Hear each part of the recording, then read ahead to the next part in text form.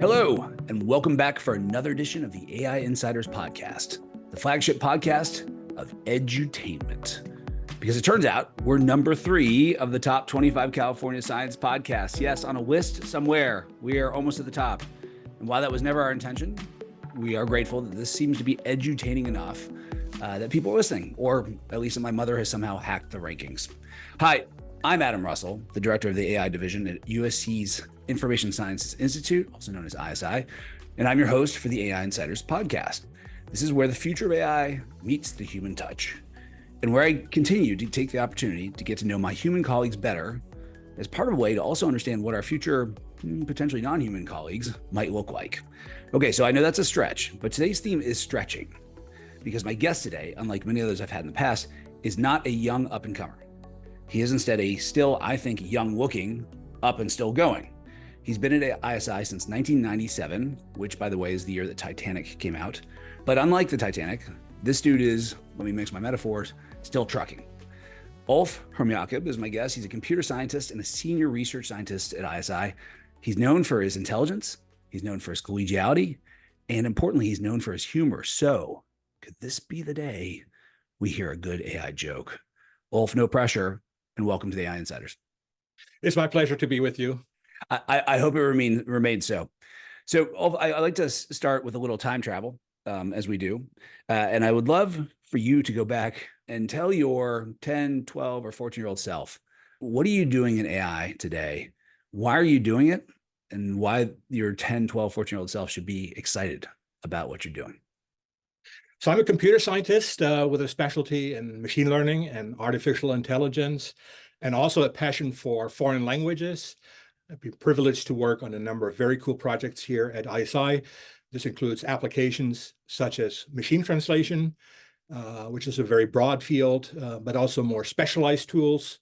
For example, universal romanization tool that is able to take text in any script, whether that's Latin or Cyrillic or Chinese, and convert it to the Latin alphabet so that languages that might use different scripts are much more comparable, where similar names and cognates then are much more apparent. Okay. Your 12-year-old self wants to know, what is the world that you are ushering in? What does the world look like if you are wildly successful in all of these languages, are able to be translated and essentially enabled to talk to each other? Yeah, I mean, the goal is really for humans to be able to understand each other, regardless of what their native and learned languages are, and to have really the wealth of the information that is on the internet available in their own language. Now, would that make sense to your 12-year-old self? Where were you in the world at that point? I think it would make sense. I mean, I grew up in Germany, so I was, just started to learn English when I was 10, started to learn Latin when I was 12, and then continued with French at the age of 14. But it was a small town in Germany. The internet, as we know today, didn't really exist. And so we've made awesome leaps and bounds in technology.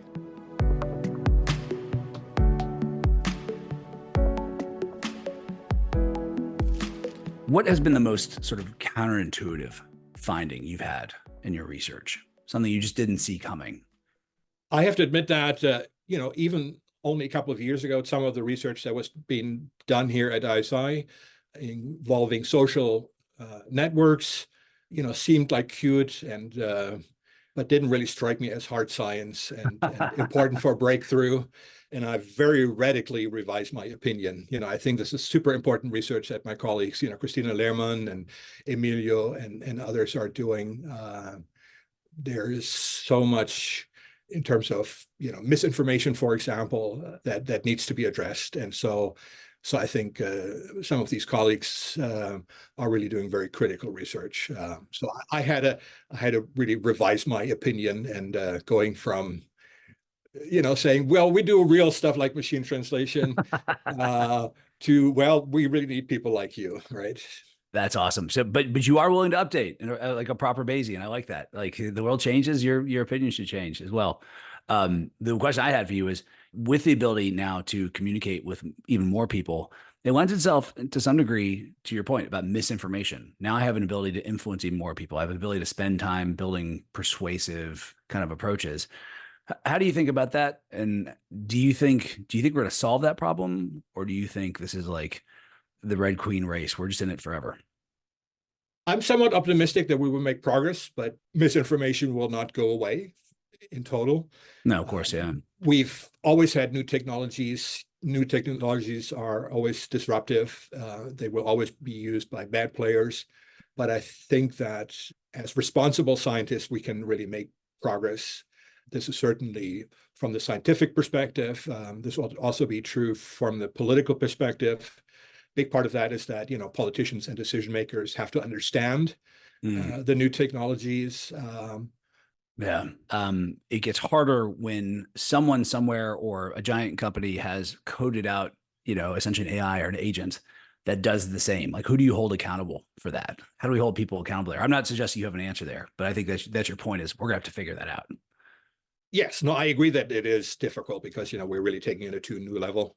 But there might be, other software to really identify misinformation, flag things. And so even if there's no specific person that can be held responsible, there might be technologies to kind of mitigate misinformation. Yeah, I like it. Young and optimistic. Wolf, that's good. You make me feel better about that. So you feel in the long run that AI will be a net positive for our species? I think so. Yes, I continue to be optimistic. There will always be some sort of arms race in some sense. There's always going to be bad players.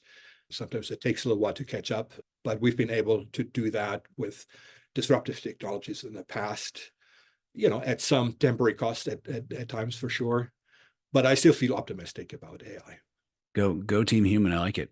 Let me push you to the other side. So I have this term apocalyptic optimism, right? Where there are tremendous reasons to be optimistic. There are also potentially very, very ugly futures and possibilities. What do you worry most about with AI as you see it developing now? Obviously, being used by bad players. So misinformation is certainly a big challenge. Another challenge that we have is certainly transparency, explainability. And so it's a big challenge for society to really understand limits of AI. And so I think, in schools, we really need to teach students how to use the internet and, modern AI technologies in a responsible way. And I see this even now as an educator myself. So I've been working at ISI for 27 years. 2 years ago, I started actually teaching at USC, data science course. It took you a while to get your guts up, huh? I like it. You Oh, got for your courage sure. up. But now lately, they have been starting to use ChatGPT, and I think even in ways that are not quite kosher for their assignments. And so this is a challenge that I face as an instructor, as many others, to teach students how to use AI responsibly. So as an instructor, I have like a circuit breaker, where the midterm is pen on paper, totally Yeah. archaic, no computers allowed, and they have to kind of show on their own without ChatGPT, without their roommates' help, that they can do at least the basics. And most of them can, but an increasing number fail that test. And there's like a major discrepancy between an F minus minus on their archaic style midterm and their open assignments of A Oh plus man. for everything Oh. else, right? And so I've had a case or two like that a year ago, and I've had a few more cases this semester.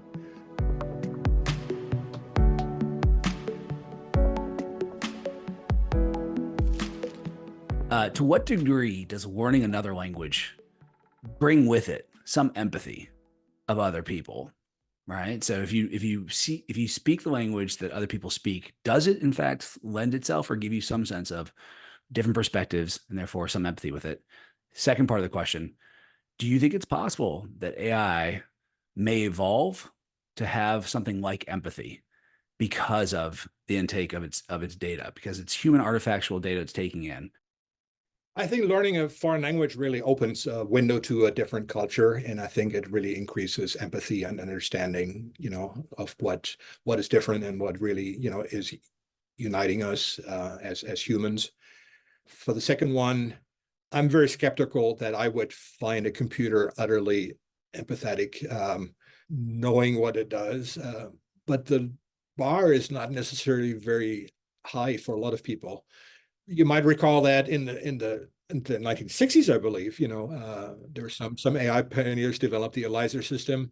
And this was a very interesting experiment, totally archaic technology from today's perspective. But it created empathy even at the time. I mean, this was not the goal of the project, but there were people that really regarded Eliza a little bit as their confidant and friend. And so I can see that it, fills some needs there, at least for some people. I don't think it will really ever achieve the full depth of human empathy, but it might go a long way to be, an advisor and confidant to somebody who is maybe growing up in a broken world, where they don't have, loving parents and, the best teachers available. And so I think there's certainly a role for AI to complement humans, and in some cases where there's a very broken world, to largely substitute. Yeah, no, it's interesting because I have these scenarios like yours where, lives can be changed by a credible source saying, I understand you. Like I get you, or I feel your pain, or like you matter. And we look to coaches and educators and to your point, parents. And we talk about, well, I mean, at some point we may have credible enough AIs that when they say that to you, they can change your life. I think there are tremendous risks and dangers there, but oftentimes people will put back and say, but that's not real. It's like, yeah, but is it useful? Right. I Mm-hmm. mean, does it have to be real if it changes someone's life for the better? Technology doesn't have to be perfect to be useful, right? I mean, so we see this Yeah. AI, driving cars. So we're not at a perfect level, but I think we're very close to being very useful. Mm-hmm. And the benchmark is not, will the system ever be perfect? But, if it's better than the human driver, which I think is really within reach, that would already be an awesome accomplishment. Yeah. And I see this as a cyclist, who does not want to be run over by a car. But I'm optimistic that a lot can be done. And sometimes, the environment might have to change. So cars and pedestrians and cyclists might have some sort of transponder to warn, automatic drivers and make the roads safer.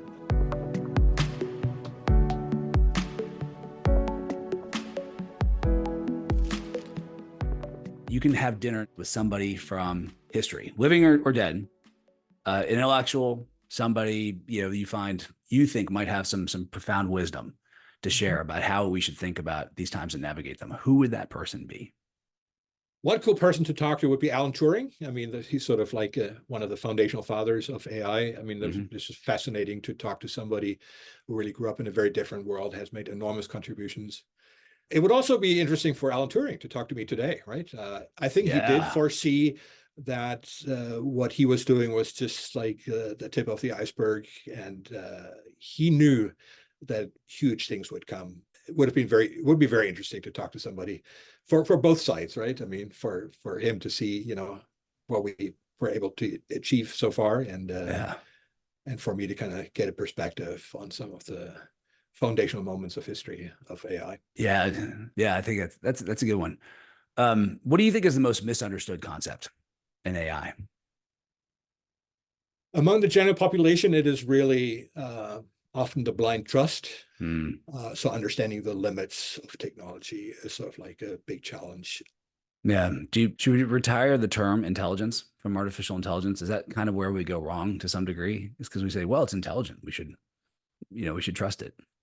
Well, but then, if we replace intelligence with something else, there will be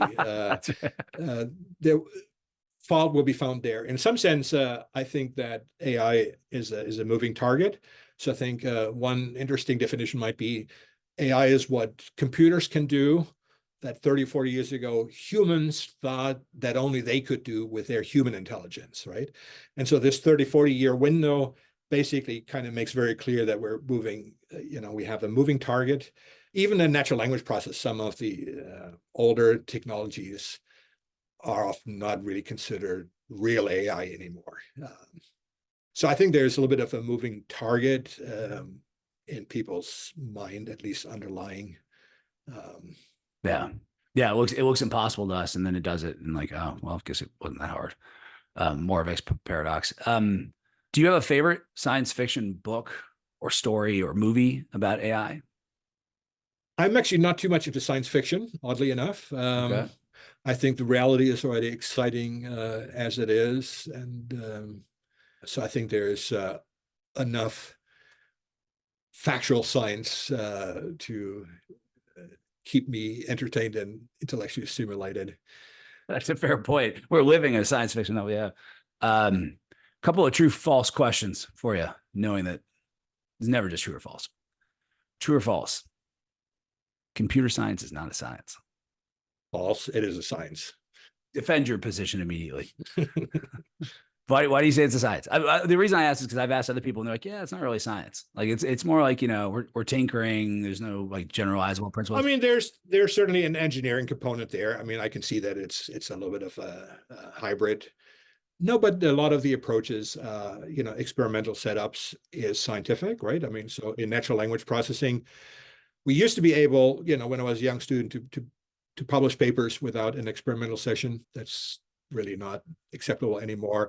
And so there's a lot of scientific setups, with rigorous testing and really proving that, your system does better than some other systems. So there are certainly science components in there. But I also consider myself, as an engineer of sorts. There's the system building part. So I think it is the best of both worlds. Okay. Yeah, no, I actually think about in 10 years, like what even disciplines will look like. I mean, will it even make sense to have the standard disciplines that we have now? We've carved up the world in a certain way, but these tools are going to let people just talk across disciplines, in some cases so effectively and easily that it'll be interesting to see whether, we end up with increasingly hybrid disciplines like computational social science or, how we go there. So you're ahead of your time again, Ulf. You are a scientist and an engineer. It sounds like we may all be headed there to some degree. And I think AI will really be part of everything, right? I mean, so you had the invention of the printing press, and that has really permeated, all fields of humanity. And I see AI in a similar role, very strongly present in a number of disciplines. I see enormous growth potentials, in education, and there's a lot of other fields. Yeah. In fact, one question I need to start asking people is, do you think there's a discipline that won't be touched by AI? Very few there. So, I was just at a conference last month called Mission on AI. So this is sort of like the biblical perspective on AI.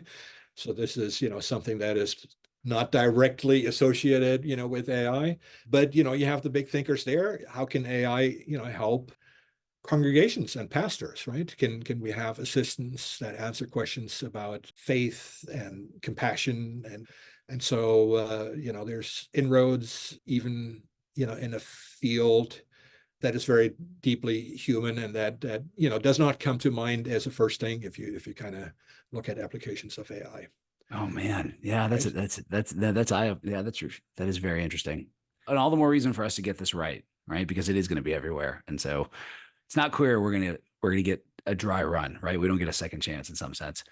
Okay, so got to ask you now. We're running out of time, but I want to make sure I get this. Do you have a good AI joke? I'll give it a trial.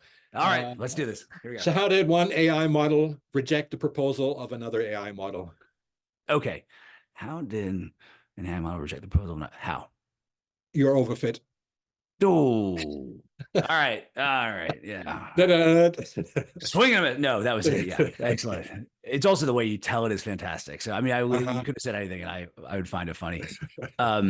Ulf, thanks for coming on the podcast. I really appreciate it. I hope it was fun. I learned a ton as always when I talk to you. And thank you for the time today. Thank you for being here, and I look forward to continuing to work with you as a valued colleague.